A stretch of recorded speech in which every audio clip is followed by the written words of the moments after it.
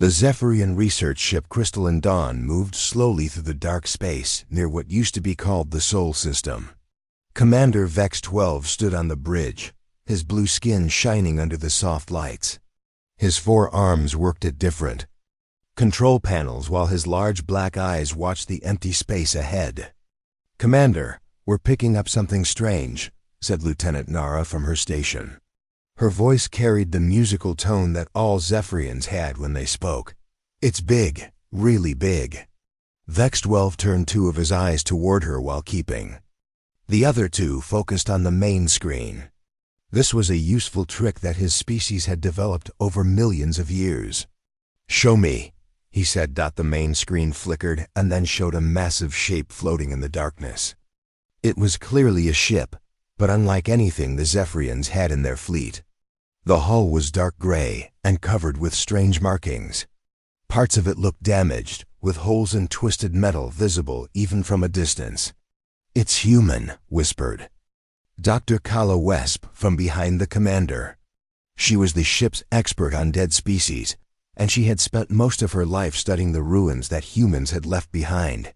"I'm sure of it. Look at those design patterns, the way the hull curves. Only humans built ships like this." The commander felt a chill run through his body. Humans had been gone for over 300 years.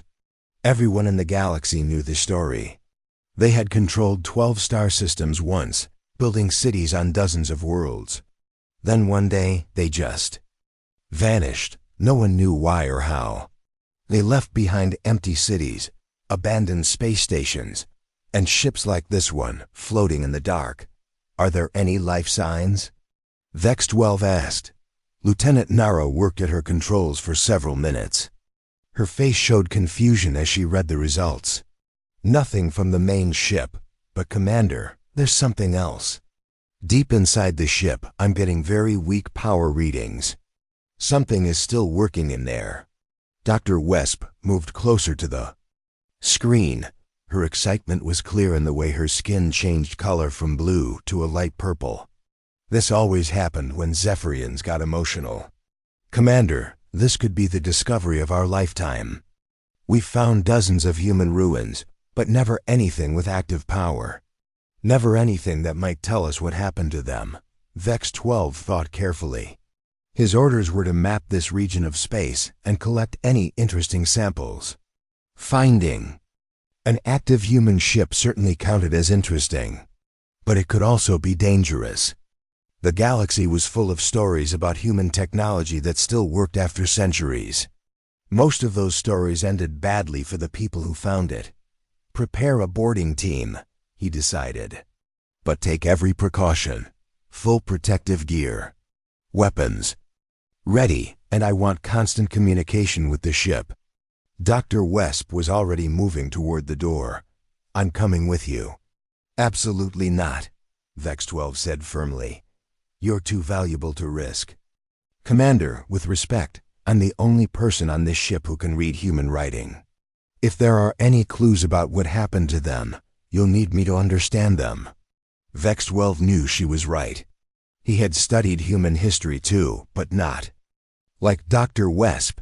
She had spent 20 years learning their languages, their customs, their technology.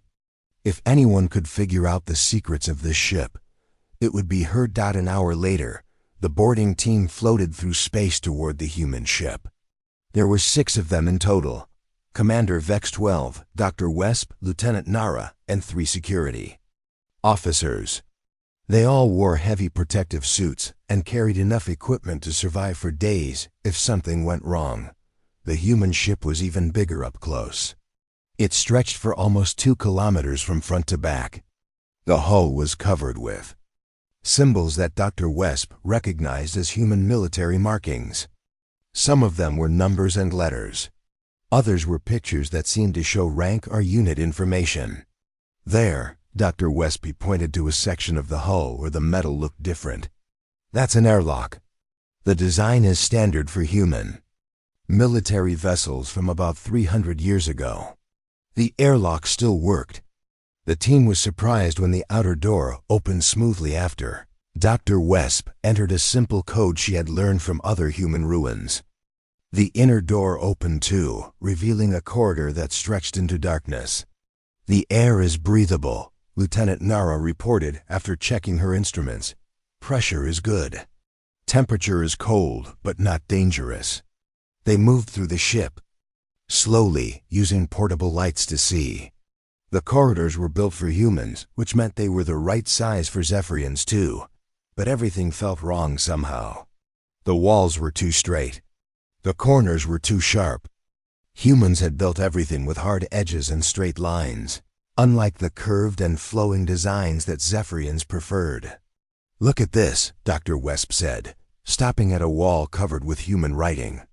She read it carefully, her lips moving.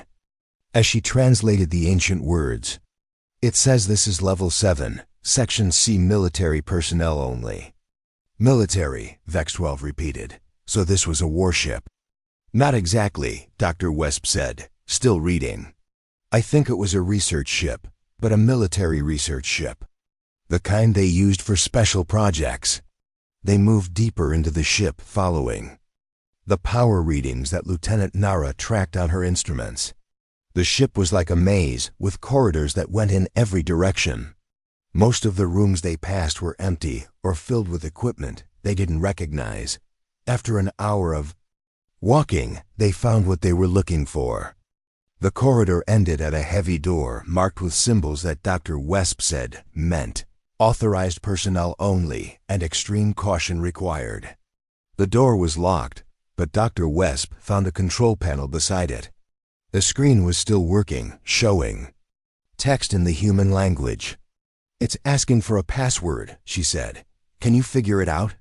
Vex 12 asked. Dr. Wesp studied the screen for several minutes. Then she began typing on the human keyboard. "I'm trying common military passwords from that time period." Most human military units used simple number sequences or words related to their mission. After several failed attempts, the screen flashed green and the door opened with a loud click. Beyond it was a room unlike anything they had seen on the ship. The walls were white and clean. Lights came on automatically as they entered, and along the walls were dozens of large metal containers, each one about the size of a human body. "Cryogenic pods," Dr. Wesp breathed. "They're cryogenic pods." The team spread out through the room, examining the pods. Most of them were dark and empty. Some contained what looked like human remains, but these were too old and damaged to be useful. But in the center of the room, one pod was different. Lights blinked on its surface. A screen showed numbers and symbols that changed constantly. "This one is active," Lieutenant Nara said, checking her instruments. "There's definitely something alive inside." Dr. Wesp moved to the pod's control panel. The screen showed information in the human language, but she could read most of it. "It's a human male, age 32 when he went into cryogenic sleep. All vital signs are stable. The pod has been maintaining him for—" She paused to calculate. "For 307 years." Commander Vex 12 stared at the pod. Inside, through a small window, he could see the shape of a human face. The skin was pale and the eyes were closed, but the chest moved slightly with each breath. This was a living human. The first living human anyone had seen in 3 centuries. "Can we wake him up?" he asked. Dr. Wesp studied the control panel. "I think so. The pod has a revival sequence programmed into it. But Commander, should we? We don't know why he was put in cryogenic sleep. We don't know if it's safe." Vex 12 thought about this. The discovery of a living human would be the most important scientific event in galactic history. But it could also be extremely dangerous. Humans had been feared by many species when they were still active in the galaxy. They were unpredictable, aggressive, and very good at fighting. But the chance to learn what had happened to humanity was too important to ignore. "Do it," he decided. "But everyone stay ready. If anything goes wrong, we leave immediately." Dr. Wesp found the revival control and pressed it.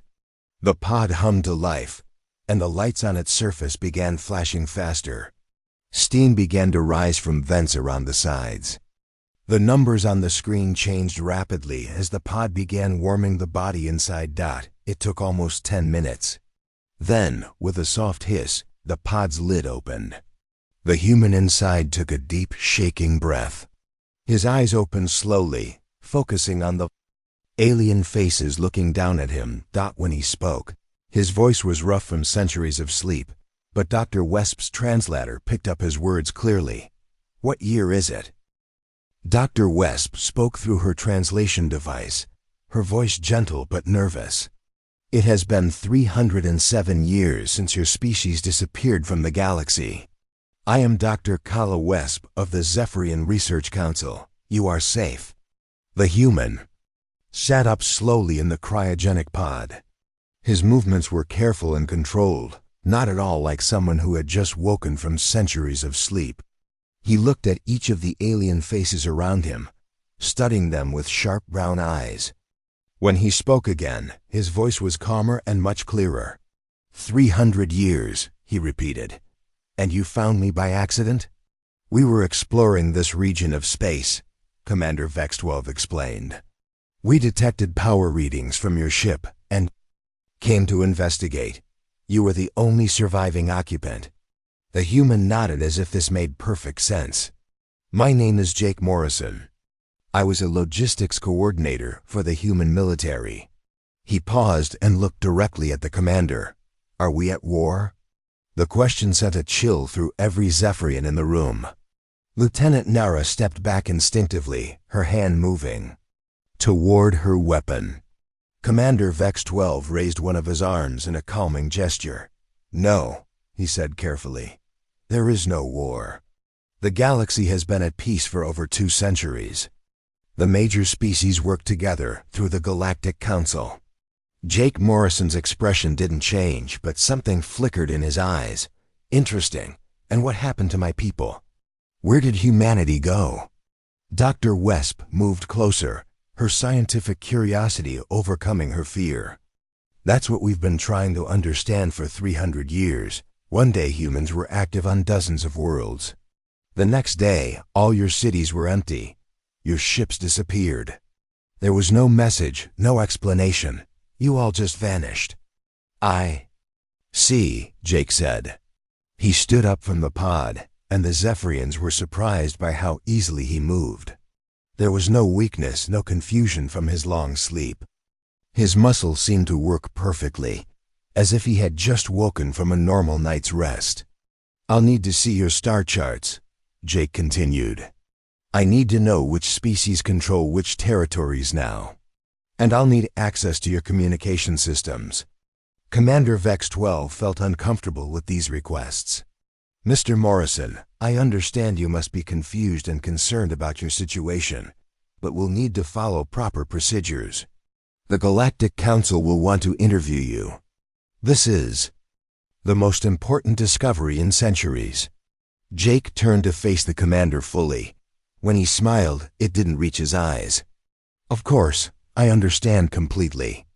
But Commander, you should know that my awakening was not an accident. Someone wanted me to be found." Before anyone could ask what he meant, Jake began walking toward the door. His movements were smooth and confident, as if he knew exactly where he was going.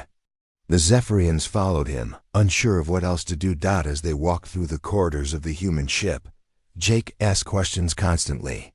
He wanted to know about galactic politics, trade routes, military strengths of different species. His questions were detailed and specific, showing knowledge that went far beyond what a simple logistics coordinator should have. "How many ships does the Gorhan Empire maintain in their border fleets?" he asked. "What are the current defensive capabilities of the core worlds? Has anyone developed faster-than-light communication technology?" Dr. Wesp grew more nervous with each question.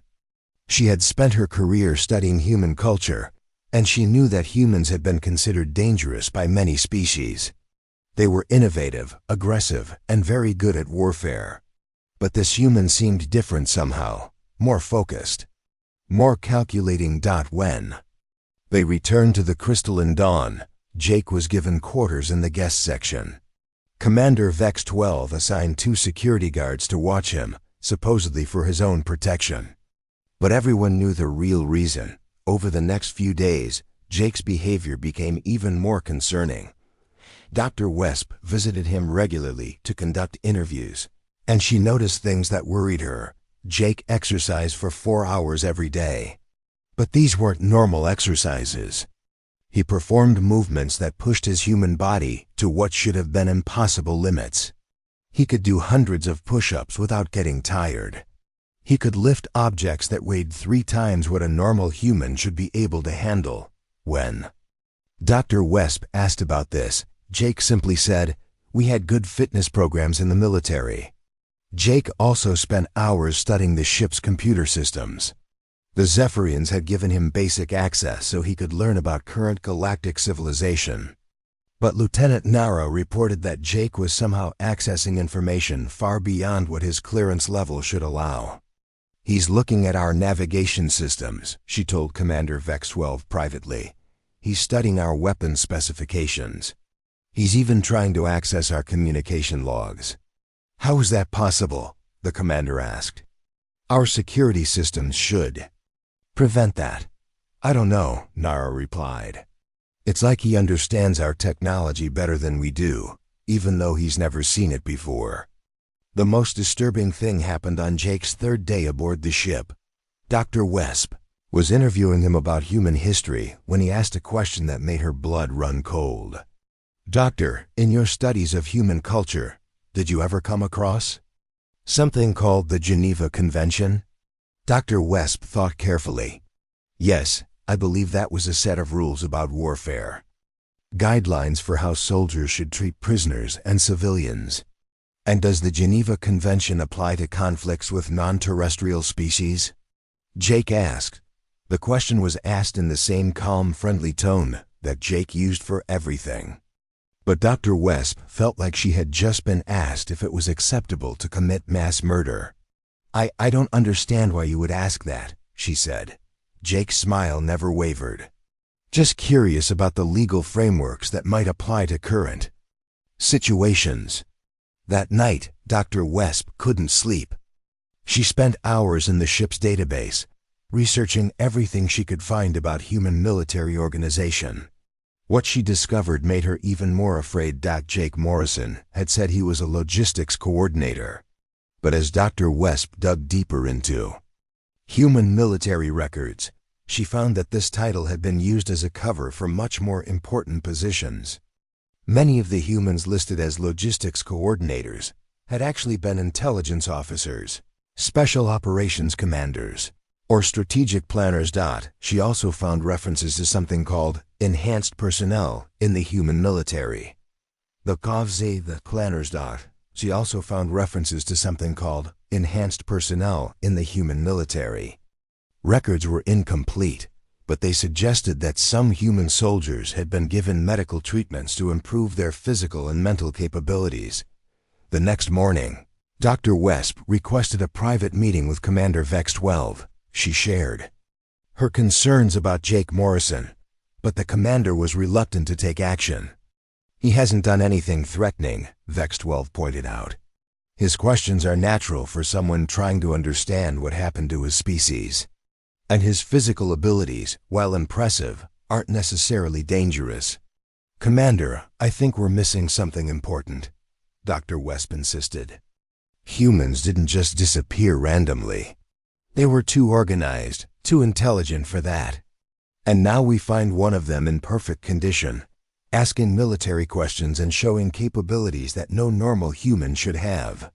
Before the commander could respond, Lieutenant Nara's voice came over the communication system. "Commander, please report to the bridge immediately. We're receiving a priority message from Galactic Council headquarters." On the bridge, the main screen showed Admiral Korath of the Council's Science Division. The Altarian's usually calm demeanor was replaced by obvious stress. "Commander Vex 12, I need you to listen very carefully. We have just received reports from 3 other Council vessels. In the past 72 hours, derelict human ships have been discovered in the Androna, Caliph, and Mortane systems. Each ship contained active cryogenic facilities. Dr. Wesp felt her heart skip a beat. How? Many survivors? She asked. That's the problem, Admiral Korath replied. Each ship had multiple active pods, but by the time our teams arrived, the pods were empty. The occupants had already been awakened and were gone. Commander Vex 12 looked at Dr. Wesp with growing alarm. Admiral, are you suggesting that there are other humans like Jake Morrison active in the galaxy? I'm not suggesting it, Commander. I'm confirming it. And I'm ordering you to proceed immediately to Harmony Point Station. Mr. Morrison is to be transferred to maximum security containment, pending a full investigation. When the transmission ended, the bridge was silent for several moments. Finally, Dr. Wesp spoke the thought that everyone was having. Jake Morrison knew this would happen. He said his awakening wasn't an accident. He said someone wanted him to be found. But who? Commander Vex 12 asked. If all the humans disappeared 300 years ago, who could have planned this? Dr. Wesp stared at the screen where Admiral Korath's message had appeared. In her mind, she began to see the shape of something vast and terrifying. A plan that had been set in motion centuries ago. A plan that was only now beginning to unfold. I think, she said quietly, that we're about to find out what really happened to humanity. And I don't think we're going to like the answer. The journey to Harmony Point Station took 3 days. During that time, Jake Morrison's behavior became even more strange and frightening. He seemed to know they were going to a Council security facility before anyone told him. He also stopped asking questions about galactic politics and started making statements about it instead. The Gorhan Empire has expanded too far into the Outer Rim, he said during one of Dr. Wesp's interviews. Their supply lines are stretched thin. A coordinated attack on their fuel depots would cripple their entire fleet within weeks. Dr. Wesp stared at him in shock. Jake, why would you think about such things? No one is planning to attack the Gorhans. Jake's expression didn't change. Of course not. I'm just making observations about strategic vulnerabilities. It's what I was trained to do. But you said you were a logistics coordinator. I was, Jake replied. Among other things. That same day, Lieutenant Nara reported another disturbing incident. She had been monitoring Jake's quarters when she saw him bend a steel support beam with his bare hands. The beam was part of the room's construction, designed to hold the weight of the entire section. Jake had twisted it into a knot, as easily as if it had been made of soft metal. How is that possible? Commander Vex 12 asked when he heard the report. I don't know, Nara said. I ran a full scan of his room afterward. The metal shows stress patterns that would require at least 10,000 pounds of pressure. No human should be able to generate that kind of force. Commander Vex 12 decided. It was time for a direct conversation with their passenger. He went to Jake's quarters, accompanied by 2 security officers. Jake was sitting calmly at the room's small table, reading reports about galactic civilization on a portable screen. Mr. Morrison, the commander began, we need to talk. Jake looked up with the same friendly smile he always wore. Of course. Commander, what can I help you with? We're concerned about some of your recent behavior. My officers report that you've been making military assessments of various species. And there was an incident with damaged furniture in your room. Ah, yes. I'm sorry about the support beam. I was testing the structural integrity of your ship design. Very impressive engineering, actually. Much more advanced than what we had 300 years ago. Commander Vex 12 felt a chill run down his spine. You were testing our structural integrity? Why? Curiosity, Jake said simply, and professional habit. You see, Commander, I think there's been a misunderstanding about my background. Jake stood up from the table, and Vex 12 noticed that the human moved with perfect balance and control. Every gesture was precise and economical, like a predator conserving energy. I told you I was a logistics coordinator, and that's true. But I was also part of a special program in human military. We called it the Contingency Project. I volunteered to be enhanced. Enhanced how? Vex 12 asked. Though he was afraid of the answer, Jake rolled up the sleeve of his shirt, revealing his arm. At first glance, it looked like a normal human arm. But as Vex 12 looked closer, he could see thin lines under the skin, like circuits or wiring. Cybernetic augmentation, Jake explained. My muscle density has been increased by 400%. My bone structure has been reinforced with carbon fiber composites. My nervous system has been enhanced with neural processors that increase my reaction time and mental processing speed. Jake flexed his arm, and the security officer stepped backward instinctively. The muscles bulged in ways that didn't look natural, and the thin lines under his skin glowed softly with blue light. But the physical improvements were just the beginning, Jake continued. The real enhancement was mental. Memory improvement, tactical analysis capabilities, psychological conditioning to remain calm under extreme stress. Psychological conditioning, Dr. Wesp repeated. She had arrived during the conversation and was standing in the doorway. Jake, what exactly were you conditioned for? Jake's smile became colder. To be the perfect soldier, Doctor. To be capable of independent operation behind enemy lines for extended periods. To be able to analyze and defeat any threat to human survival. Commander Vex 12 felt like the room had suddenly become much smaller. And you volunteered for this? We all did, Jake said. Every person in the contingency project knew what we were signing up for. We knew we might sleep for centuries before being awakened.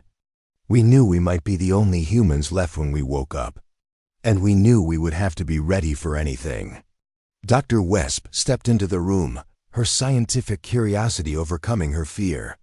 Jake, you said we all. How many others are there like you? That's classified information, Doctor. But I can tell you that the contingency project was very thorough. We prepared for multiple scenarios and established numerous backup plans, including the other ships that have been found, Commander Vex 12 said. It wasn't a question, Jake nodded. The discovery of one facility automatically triggers activation protocols for all the others. By now, enhanced humans are waking up all across the galaxy. They're assessing the current situation and determining the best course of action. The implications of this hit everyone in the room at the same time. Dr. Wesp was the first to speak. Jake, when you ask about the Geneva Convention, when you analyze military capabilities of different species, are you planning for war? I'm planning for survival, Doctor. Humanity's survival. 300 years ago, we realized that our species was not welcome in the galactic community. Many other species feared us or wanted to control us. So we made a choice. Jake walked to the room's small window and looked out at the stars. We activated Protocol 7. Every human on every world, every ship, every space station participated. We abandoned our cities, shut down our factories, and went into hiding. But why? Dr. Wesp asked. Why not try to work with the other species? Why not try to find a peaceful solution? Jake turned back to face them. Because peaceful solutions only work when both sides want peace, Doctor. Our intelligence showed that several major species were planning to divide human territory among themselves. They thought we were too dangerous to be allowed to expand freely. Commander Vex 12 felt sick. So you decided to disappear and come back later as weapons? We decided to disappear and come back as something that could not be ignored or dismissed, Jake corrected. Something that would force the galaxy to accept us as equals. The conversation was interrupted by Lieutenant Nara's voice over the communication system. Commander, we're receiving an emergency transmission from Galactic Council headquarters. On the bridge, Admiral Korath appeared on the main screen again. But this time, he wasn't alone. Behind him, other council members from different species were visible, all looking stressed and frightened. Commander Vex-12, the situation has escalated dramatically. We now have confirmed reports of enhanced humans on 17 different worlds. They're not hiding or trying to integrate quietly. They're making contact with local governments and presenting demands. What kind of demands? Dr. Wesp asked. They want immediate restoration of human territorial rights to their original 12 star systems. They want recognition as a sovereign galactic power. And they want all human technology and artifacts currently held by other species to be returned. Jake Morrison, who had followed them to the bridge, spoke for the first time. Those seem like reasonable requests. Admiral Korath's eyes focused on Jake with obvious fear. Mr. Morrison, I presume. We've been looking forward to speaking with you. I'm sure you have, Jake replied calmly. Admiral, I should mention that your response to these requests will determine how the rest of this situation unfolds. Is that a threat? Admiral Korath asked. Jake considered the question seriously. No, Admiral, it's a statement of fact. My people have been planning for this moment for 300 years. We've had a very long time to consider all possible scenarios and prepare appropriate responses. And if the Council refuses your demands? Jake's expression didn't change, but something cold flickered in his eyes. Then you'll discover why your ancestors were wise to fear us in the first place. The transmission ended abruptly, leaving the bridge in silence. Finally, Commander Vex-12 spoke. Jake, how many of you are there really? Jake Morrison looked out at the stars visible through the bridge windows. When he answered, his voice carried the weight of 3 centuries of planning and preparation. Enough. Commander, there are enough of us. Dr. Wesp realized with growing horror that they hadn't accidentally discovered a survivor from humanity's past. They had awakened humanity's future. And that future was designed specifically to be unstoppable. Harmony Point Station was the largest structure Dr. Wesp had ever seen. The massive space station floated in neutral space between 3 major star systems, serving as the headquarters for the Galactic Council. Ships from dozens of different species crowded around its docking bays, and the station itself was big enough to house millions of beings. But as the crystalline dawn approached the station, Dr. Wesp noticed something unusual. There were far more military ships than normal.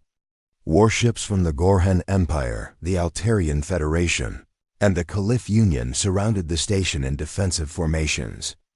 It looked like they were preparing for war. They're scared, Jake Morrison observed, standing beside her at the observation window. They should be. Commander Vex-12 received docking instructions and guided his ship into one of the smaller military bays. As soon as they docked, a squad of heavily armed Council security forces boarded the ship. Their leader, a tall Altarian with silver skin and 4 arms, approached the commander. I am Captain Zeth of Council Security. We're here to escort the human to a secure facility. Jake stepped forward before anyone else could speak. Captain, I'll come willingly. But I should warn you that attempting to use force against me would be a mistake. Captain Zeth looked Jake up and down. The human appeared completely normal, wearing simple clothes and showing no weapons. Mr. Morrison, you'll be treated fairly. But you must understand that you represent a potential threat to galactic security. I understand perfectly, Jake replied with his usual calm smile. Lead the way. The security team surrounded Jake as they walked through the station's corridors. Dr. Wesp and Commander Vex-12 were allowed to accompany them. Along with Lieutenant Nara, the corridors were busier than usual, filled with diplomats and military officials from various species, all looking tense and worried. They arrived at a large conference room deep in the station's secure section. Inside, The full Galactic Council was assembled. Dr. Wesp had never seen so many important beings in one place. Representatives from 12 major species sat around a circular table. With Admiral Korith at the head, Jake was directed to a chair in the center of the room. Surrounded by security guards, Dr. Wesp and the others were seated in an observation area to one side. Admiral Korith stood up, his blue Altarian skin showing stress patterns. "Mr. Morrison, thank you for coming. We have many questions about your people's recent activities." "I'm sure you do," Jake replied. "But before we begin, Admiral, I should update you on the current situation. As of 2 hours ago, enhanced humans have made contact with governments on 31 worlds. The number is growing every hour." A murmur of concern went around the room. Chancellor Vorth of the Gorhan Empire, a large reptilian being with scales that changed color with his emotions, leaned forward. "Mr. Morrison, your people are making demands that cannot be met. You're asking for territory that has been colonized by other species for centuries. You're demanding the return of technology that we've improved and integrated into our own systems." Jake nodded thoughtfully. "Chancellor, I understand your concerns, but you're operating under a misunderstanding. We're not asking for anything. We're informing you of what will happen." "That sounds like a threat," said Counselor Yes of the Caliph Union. Her insect-like features showed obvious hostility. "It's a statement of inevitable fact," Jake corrected. "Counselor, let me explain something about the contingency project. We didn't just enhance individual humans. We created a new form of human society, one designed specifically to reclaim our place in the galaxy." Jake stood up, ignoring the security guards who immediately raised their weapons. He walked to a large display screen on the wall and touched it. Somehow, despite the security protocols, the screen activated and began showing star charts. "How did you do that?" Captain Zeth demanded. "Enhanced neural interface capabilities," Jake explained casually. "I can interact with most computer systems directly. It's one of the basic modifications we all received."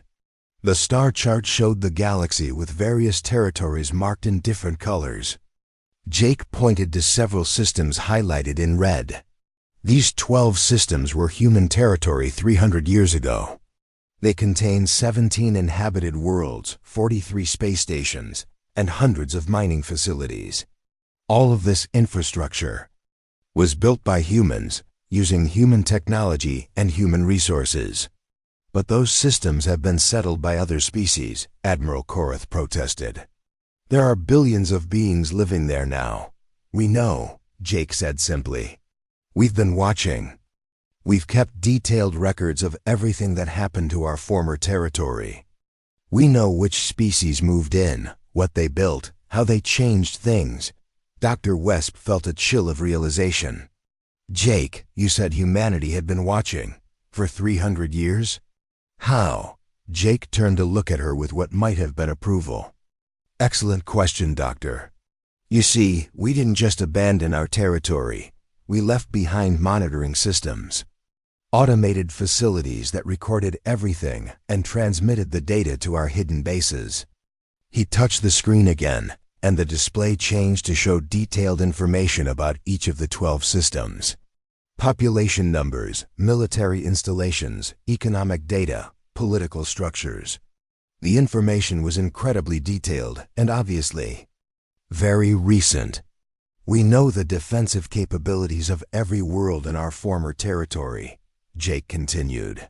"We know the patrol schedules of every fleet. We know the locations of every important facility. We've been preparing for this moment for 3 centuries. Chancellor Vorth's scales had turned a deep red color, indicating extreme agitation. "You're talking about invasion, about war." "No," Jake said firmly. "We're talking about repossession. Those systems belong to us. They always have. The fact that other species moved in while we were away doesn't change that legal reality." "Legal reality according to whom?" Counselor Yes demanded. Jake's smile became colder. according to us. And we're the ones with the capability to enforce our claims. Admiral Korath stood up, his forearms spread in a gesture of authority. Mr. Morrison, the Council cannot and will not simply hand over 12 star systems to your people. Even if your historical claims were valid, which is debatable, there are billions of innocent beings who would be displaced. Admiral, you're thinking about this in the wrong way, Jake replied. You're assuming this is a negotiation between equals. It's not. Jake walked back to the center of the room, still surrounded by guards with weapons pointed at him. But he moved with such confidence that it was clear he didn't consider them a threat. Let me share some information that might help you understand the situation better, he said. As of this morning, 47 enhanced humans have been activated across the galaxy. Each one is capable of operating independently for months or years. Each one has detailed knowledge of local military and political structures. And each one is capable of actions that your security forces cannot prevent or predict. You're talking about terrorism, Captain Zeth said. I'm talking about warfare, Jake corrected. Counselor Yes asked about threats. Here's a threat for you. One enhanced human, working alone, could cripple the Caliph Union's entire communication network in less than a week. One enhanced human could shut down the Gorhan Empire's primary shipyards permanently. One enhanced human could make travel impossible in any star system by destroying key navigation beacons. The room fell silent as the implications sank in. Dr. Wesp realized that Jake wasn't making empty boasts. Everything he said was delivered with the calm certainty of someone stating simple facts. But we don't want to do any of those things, Jake continued. We want to come home. We want to rebuild our civilization and the territory that belongs to us. We want to rejoin the galactic community as equals, not as refugees or supplicants. Admiral Korath sat down heavily. And if we refuse? Jake looked around the room, meeting the eyes of each council member in turn.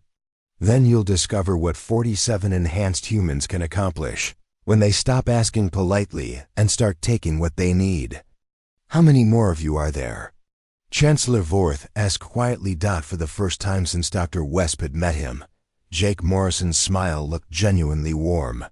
That, Chancellor, depends entirely on how this conversation ends. He touched the display. Screen one more time and new information appeared. Locations of cryogenic facilities throughout the galaxy. Hundreds of them. Each one containing dozens of enhanced humans. The contingency project prepared for multiple scenarios, Jake explained. Peaceful reintegration was always our preferred option, but we prepared for other possibilities as well. Dr. Wesp stared at the screen showing facility after facility, scattered across known space. She realized that humanity hadn't just planned their return. They had planned to become the dominant force in the galaxy. You're not just asking for your territory back, she whispered. You're positioning yourself to control everything. Jake looked at her with something that might have been respect. Dr. Wesp, you're beginning to understand. We spent 300 years learning, planning, and preparing. We know more about every species in this galaxy than they know about themselves. We've watched civilizations rise and fall. We've studied every war, every treaty, every political alliance. He turned back to the council members. We didn't just enhance our bodies and minds. The Galactic Council chamber remained silent for several long minutes after Jake Morrison's announcement. Dr. Wesp watched the faces of the council members as they processed what they had just heard. Fear, anger, and confusion showed clearly on every alien face around the table. Admiral Korath was the first to speak. Mr. Morrison, you're essentially demanding that the entire galaxy submit to human control. Surely you understand that this is impossible. Jake sat back down in his chair, completely relaxed despite being surrounded by armed guards. Admiral, I think you're misunderstanding our position. We're not demanding submission. We're offering partnership, but it will be partnership on our terms. What's the difference? Chancellor Vorth asked, his scales still showing deep red stress patterns. The difference, Jake explained, is that we're not interested in ruling over other species directly.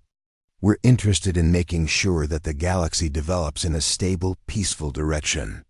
And our analysis shows that the current system isn't working.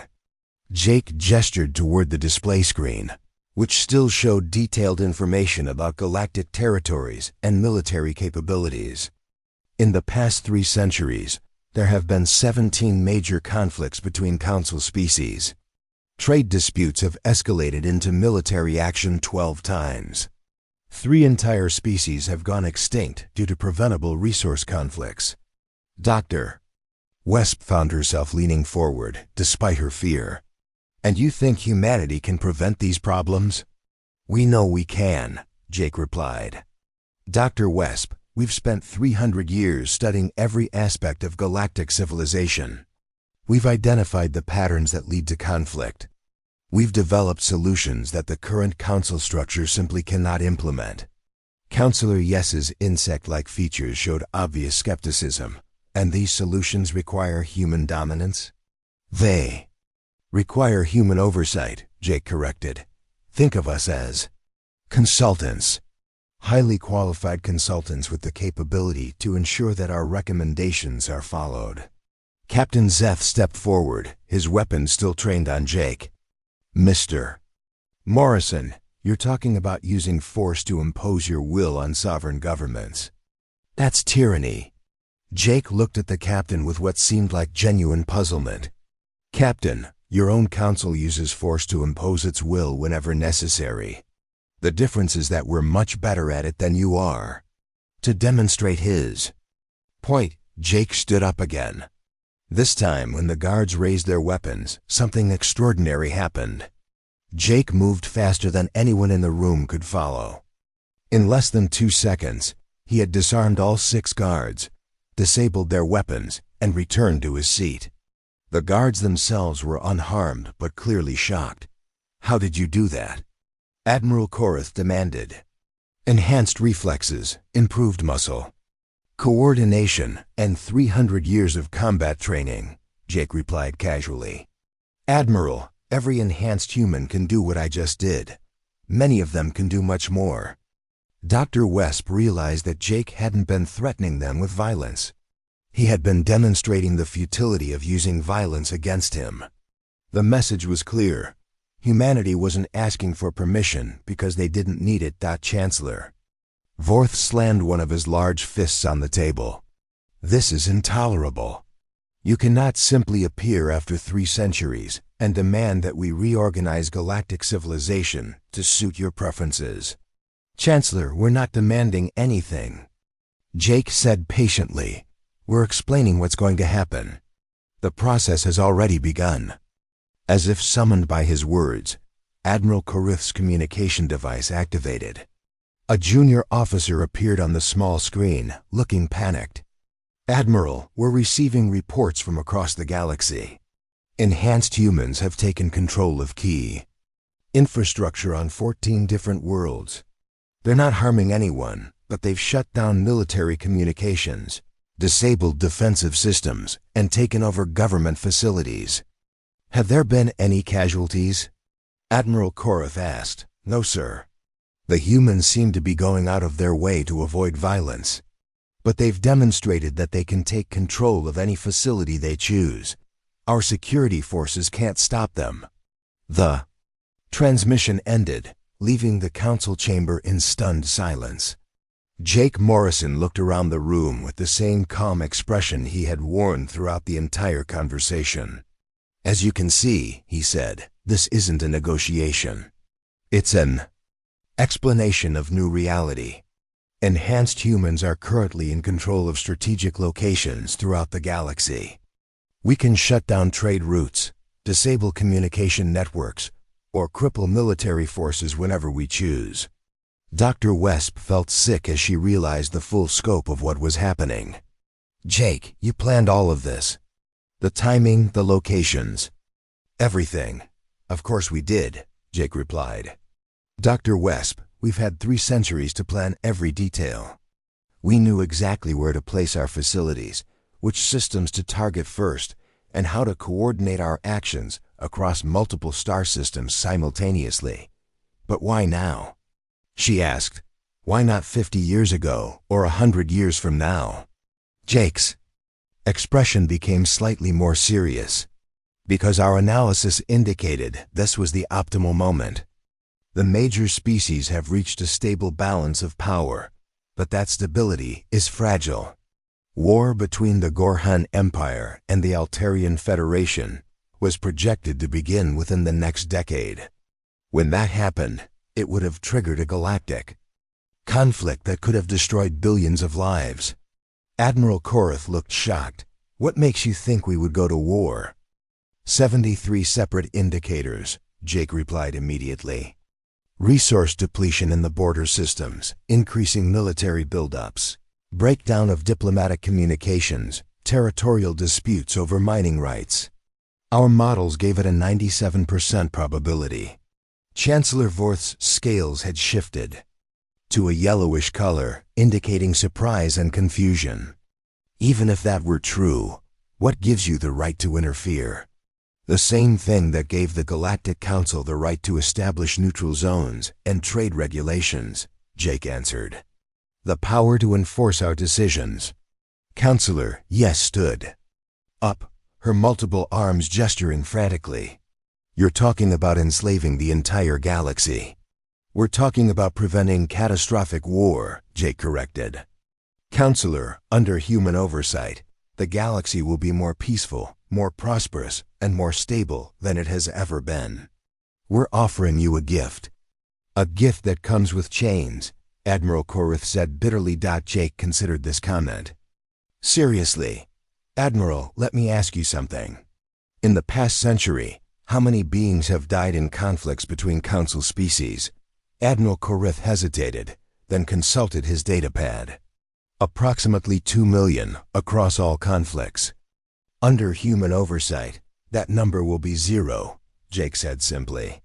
We have the knowledge, the capability, and the will to prevent all major conflicts before they begin. Isn't 2 million lives worth some loss of political independence? Dr. Wesp realized that Jake wasn't just threatening them. He was genuinely trying to convince them that humanity's takeover would benefit everyone. In his mind, this wasn't conquest, it was rescue. What happens if we refuse to accept your oversight? She asked quietly. Jake's expression became sad, as if the question disappointed him. Then we demonstrate why acceptance is the only logical choice. Dr. Wesp, we don't want to hurt anyone. But we will do whatever is necessary to prevent galactic war. Admiral Korath leaned back in his chair, looking defeated. And if we agree to your terms? What exactly would human oversight look like? Quite simple, Jake replied. The Galactic Council continues to operate as it always has. You make decisions about trade, territory, and internal governance. But any decision that could lead to conflict between major species must be approved by human representatives. And if we make a decision you don't approve of, then we explain why it's a mistake and suggest alternatives. If you refuse to listen, we take whatever action is necessary to prevent the harmful consequences. Chancellor Vorth laughed bitterly. So we become your puppets. You become our partners, Jake corrected. Chancellor, humanity doesn't want to micromanage the daily affairs of other species. We want to prevent wars, manage resource conflicts, and guide technological development in directions that benefit everyone. Dr. Wesp suddenly understood something that made her feel even more frightened. Jake, you really believe this is the right thing to do, don't you? Dr. Wesp, I know it is, Jake replied with absolute certainty. We've run the projections thousands of times. Under human guidance, galactic civilization will flourish. Without it, you'll destroy yourselves within 2 generations. Admiral Korath stood up slowly. Mr. Morrison, the Council needs time to consider your proposal. Of course, Jake said agreeably. But Admiral, while you're considering enhanced Humans will continue taking control of strategic facilities. By tomorrow, we'll effectively control all major trade routes and communication networks. By next week, we'll control military production facilities. You're forcing our hand, Counselor Yes accused. We're demonstrating our capabilities, Jake corrected. The choice is still yours. Accept human partnership and guidance, or face the consequences of continued independence. As the council members filed out of the chamber to begin their deliberations, Dr. Wesp remained behind with Jake. She had one final question. Jake, do you ever regret what humanity did to itself? The enhancements, the manipulation, the loss of your original nature?